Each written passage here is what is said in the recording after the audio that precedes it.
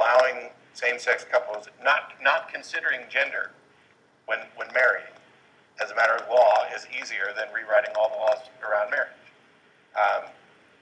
I also don't know what you mean when you say that it's harder than I'm making it sound, when to me, it's pretty easy. There's a number of states that have done it. You pass a law, and guess what? When you go get your marriage certificate, nobody cares what your gender is anymore. How hard was that?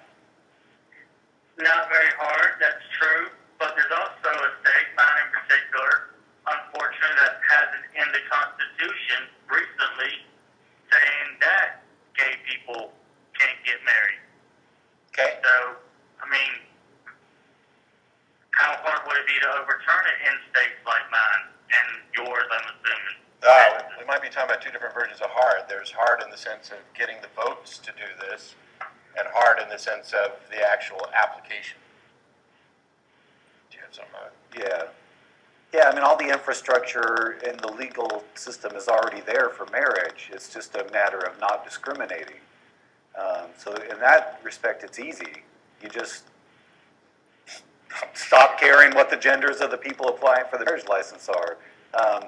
But when people add these things like you're talking about, the Constitution amendments and things to, specifically prohibit people from having the same rights as others, that's, that is hard to overturn in some states. I'll agree with that. But it would be harder to, like Matt said, remove the institution of marriage from all the legal system. Yeah, I wonder which of those amendments would be harder to pass. Let's get rid of the amendment that we passed because we didn't want gay people to get married, or let's pass an amendment that gets rid of marriage. Yeah.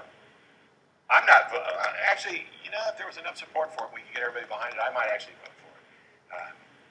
For which one? For the elimination of special benefits for people who are married.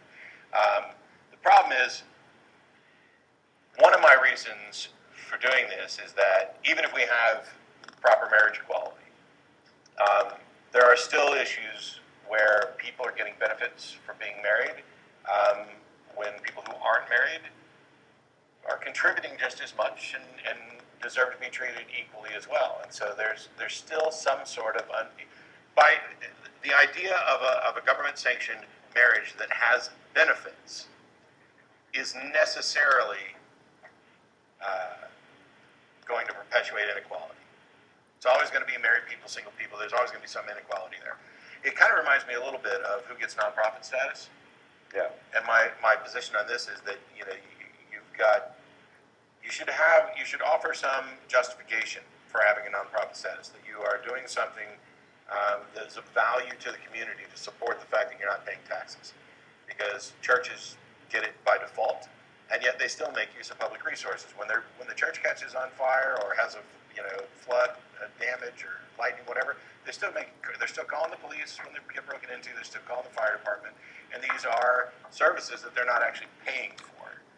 And so they should make some demonstration that they're doing something in the public interest instead of just lining their pockets.